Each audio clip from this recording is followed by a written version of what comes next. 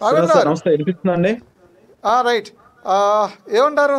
చంద్రబాబు నాయుడు గారు అడుగులు తూచి తూచి చాలా జాగ్రత్తగా వేస్తున్నారు జగన్మోహన్ రెడ్డి అరెస్టు విషయంలో. ఇది విశ్లేషకులు, ఎందుకంటే జగన్మోహన్ రెడ్డిని చేసిన అవినీతి ఏదైతే ఉందో అది ప్రజలకు చెప్పిన తర్వాతే అరెస్టు చేయాలి. ఎందుకంటే అరెస్టు చేసి అదేదో కక్ష మిక్ష అని ప్రజలు మాట్లాడుకోకూడదు.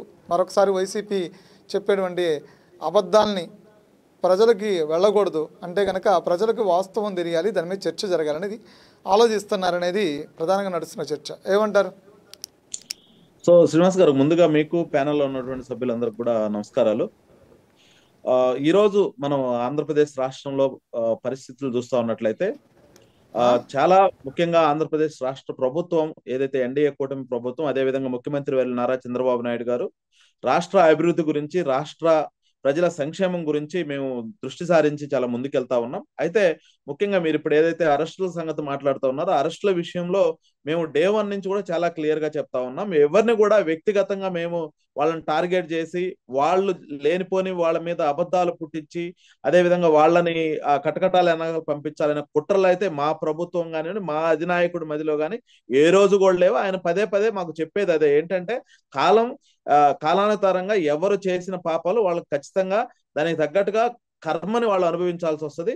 గతంలో వాళ్ళు చేసినటువంటి ఏవైతే తప్పులు ఉన్నాయో వాటికి తగ్గట్టుగానే ఈ రోజు ప్రతి ఒక్కటి కూడా క్షుణ్ణంగా రాష్ట్ర ప్రభుత్వము ప్రతి ఒక్క దానికి కూడా ఎంక్వైరీ చేసుకొని ప్రాపర్ డాక్యుమెంటేషన్ ప్రూఫ్స్ తో పాటుగా ఈ రోజు వాళ్ళ మీద ఈ రోజు పోలీసు వ్యవస్థ కూడా తీవ్రంగా ముందుకెళ్తున్నటువంటి పరిస్థితి. అంతేగాని దీని వెనకాల ఏదో కుట్రపూరితం అయితే కాదు. అయితే మేము ఈ సందర్భంగా ఒకటే చెప్పదలుచుకోవాలి, ఏంటంటే ఈ రోజు ఆంధ్రప్రదేశ్ రాష్ట్ర ప్రభుత్వం 2024లో మేము అధికారంలో చేపట్టబోయే ముందుకి చంద్రబాబు నాయుడు గారు 4 సార్లు ఇప్పటికీ 2024 ముఖ్యమంత్రిగా 4వ సారి ప్రమాణ స్వీకారం చేసినటువంటి పరిస్థితి. అయితే ఈయన 2024 ప్రమాణ స్వీకారం చేయబోయేసరికి ఆంధ్రప్రదేశ్ రాష్ట్ర పరిస్థితులు ఎట్లా ఉన్నాయంటే, 1995లో ఆయన మొట్టమొదటిసారి ముఖ్యమంత్రిగా ఏదైతే ప్రమాణ స్వీకారం చేశారో ఆ రోజు ఆంధ్రప్రదేశ్ రాష్ట్రంలో పరిస్థితులు ఎలా అయితే ఉన్నాయో, 2024లో కూడా ఆయన ముఖ్యమంత్రిగా ప్రమాణ స్వీకారం చేపట్టబోయేసరికి కూడా ఆంధ్రప్రదేశ్ రాష్ట్ర పరిస్థితులు అదే విధంగా ఉన్నాయి. ఎందుకంటే 2019 నుంచి 2024 వరకు గత ప్రభుత్వ నాయకులు ఎవరైతే ఉన్నారో జగన్మోహన్ రెడ్డి అండ్ కో ఆంధ్రప్రదేశ్ రాష్ట్రాన్ని అభివృద్ధిని పూర్తిగా అడ్డుకట్టేశారు. అదేవిధంగా రాష్ట్రం నుంచి పరిశ్రమను పాలదోలారు, రాష్ట్రంలో ప్రజాస్వామ్యాన్ని కూలదోశారు. అదేవిధంగా రాష్ట్ర ప్రభుత్వానికి సంబంధించినటువంటి ఎన్నో ప్రభుత్వ వ్యవస్థలను కూడా వారి సొంత అవసరాలకు ఉపయోగించుకొని రాష్ట్రం నుంచి ఎన్నో కంపెనీలు పక్క రాష్ట్రాలకు వలస వెళ్ళిపోవడం వల్ల ఎంతో మంది యువత రోడ్డు పాలైనటువంటి పరిస్థితిలో యువత కూడా వాళ్ళ యొక్క జీవితాలని ఎటుగు చేసుకోలేని పరిస్థితిలోకి వెళ్ళిపోయారు. అదేవిధంగా రాష్ట్రంలో మహిళలు కూడా రక్షణ లేకుండా వెళ్ళిపోయింది. వీటన్నిటితో పాటుగా ఆంధ్రప్రదేశ్ రాష్ట్రంలో ఆరోగ్యపరమైనటువంటి సమస్యలు కూడా ఈ జగన్మోహన్ రెడ్డి ప్రభుత్వం వచ్చినటువంటి పరిస్థితి. ఎందుకంటే ముఖ్యంగా మనం మాట్లాడుతా ఉన్నాం, లిక్కర్ స్కామ్ ఏదైతే ఉందో, లిక్కర్ స్కామ్ కు సంబంధించి వాళ్ళ యొక్క సొంత బ్రాండ్స్ రాష్ట్రంలో తీసుకొచ్చుకోవడం, అది నాసిరకమైనటువంటి మందుని ప్రజలకి ఇవ్వడం వల్ల దాంట్లో స్పిరిట్ ఎక్కువ అవటం వల్ల అది తాగేవాళ్ళు ఎక్కువ తాగేయడం వల్ల వాళ్ళకి ఏంటంటే బ్లడ్ క్లాట్ అయిపోవడం, వాళ్ళు చనిపోవడం, అదేవిధంగా వాళ్ళు తీవ్రమైన జబ్బులకు ఇదైపోయి హాస్పిటల్ పాలవటం, ఈ విధంగా ఎన్నో విధంగా ఆంధ్ర రాష్ట్ర ప్రజలందరూ కూడా ఇబ్బందులు పడినటువంటి పరిస్థితి.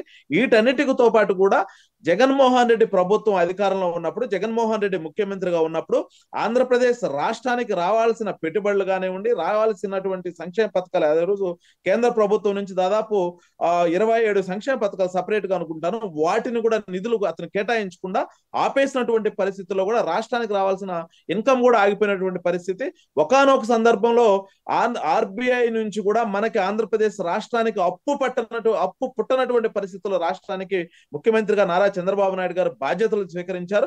అయితే 2024లో ఆంధ్రప్రదేశ్ రాష్ట్ర ప్రజలు ఎవరైతే ఉన్నారో వారు అందరూ కూడా చాలా తెలివిగా, అంటే ఎంతో ఆలోచనతో జగన్మోహన్ రెడ్డి పెట్టినటువంటి ఇబ్బందుల వల్ల వాళ్ళందరూ కూడా చాలా ఇదిగా డిసైడ్ అయిపోయేసి వాళ్ళ పిల్లల భవిష్యత్తును దృష్టిలో పెట్టుకొని రాష్ట్రానికి ఒక అనుభవవంతమైన వ్యక్తి, దీక్ష కలిగినటువంటి వ్యక్తిని ఈ రోజు రాష్ట్రానికి ముఖ్యమంత్రిగా చెప్పేసి వారి యొక్క ముఖ్య ఉద్దేశంతో ఆంధ్రప్రదేశ్ రాష్ట్రంలో 93% సీట్లు ఎన్డీఏ కూటమికి ఇచ్చారు. అదేవిధంగా 57% ఓట్లతో ఎన్డీఏ కూటమిని అధికారంలోకి తెచ్చినటువంటి పరిస్థితుల్లో ఈ రోజు నారా చంద్రబాబు నాయుడు గారు ఆయన పదే చెప్తా ఉన్నారు, గత పాలకులు చేసినటువంటి పరిపాట్లు మనం చేయొద్దు. మనం ప్రతి ఒక్కటి కూడా సిస్టమేటిక్ గా వెళదాం. మనం వ్యవస్థల మీద నమ్మకం పెట్టాలి, అధికారులను గౌరవించాలి, ప్రభుత్వం మీద నమ్మకం ఉంచాలి. ప్రభుత్వం ప్రతి ఒక్కటి కూడా చట్టబద్ధంగా వెళ్తుంది. ప్రతి ఒక్కరు కూడా రాష్ట్ర అభివృద్ధి గురించి కాన్సన్ట్రేషన్ చేయండి అని చెప్పేసి కూడా ఆయన పదే పదే ముందుకెళ్తా ఉన్నారు. ఈ రోజు వల్లభనేని వంశీ అరెస్ట్ అవనివ్వండి, రేపు ఇంతకు ముందు చాలా మంది వైసీపీ వాళ్ళు అరెస్ట్ అయిన కానివ్వండి, రేపు కొడాల నాని అరెస్ట్ కానివ్వండి, అదే విధంగా ఏదైతే సోషల్ మీడియాలో సర్క్యులేట్ అవుతున్నటువంటి కూడా జగన్మోహన్ రెడ్డి అరెస్ట్ కానివ్వండి, ఇవన్నీ కూడా వీళ్ళు చేసినటువంటి కర్మ వల్ల, వీళ్ళు చేసినటువంటి పనుల వల్ల ఈ రోజు వాళ్ళని కర్మ వదిలిపెట్టదు. ఈ రోజు జగన్మోహన్ రెడ్డి నిన్నటికి నిన్న ప్రెస్ మీట్ పెట్టి ఆయన పదే పదే అరెస్ట్ చేయండి, నా దగ్గర డబ్బులు లేవు అని చెప్పేసి పదే పదే మాట్లాడుతున్నాడంటే ఆయన కేవలం ఒక మేకపోతు గాంభీర్యం మాత్రమే ప్రదర్శిస్తా ఉన్నాడు. లేనిపోని అపోహలు వాళ్ళ కార్యకర్తలు ఎక్కడొస్తాయి, వాళ్ళ క్యాడరు పార్టీకి ఎక్కడ దూరం అవుతారని చెప్పేసి ఒక అభద్రతా భావంతో వెళ్తా ఉన్నారు తప్ప ఈ రోజు ఆయన ఏదో నీతి మంత్రులనో లేకపోతే ఆయన ఏ తప్పు చేయలేదని అయితే ప్రజలు నమ్మే పరిస్థితులు లేరు. ఇకపోతే నారా చంద్రబాబు నాయుడు గారు ఢిల్లీ పర్యటన ఏదైతే ఉందో, ఢిల్లీ పర్యటనలో మేము ముఖ్యంగా ఏంటంటే రాష్ట్రానికి రావాల్సిన పెట్టుబడులు, రాష్ట్రానికి రావాల్సినటువంటి పరిశ్రమలు మనం చాలా తెచ్చుకోవాల్సిన అవసరం ఉంది.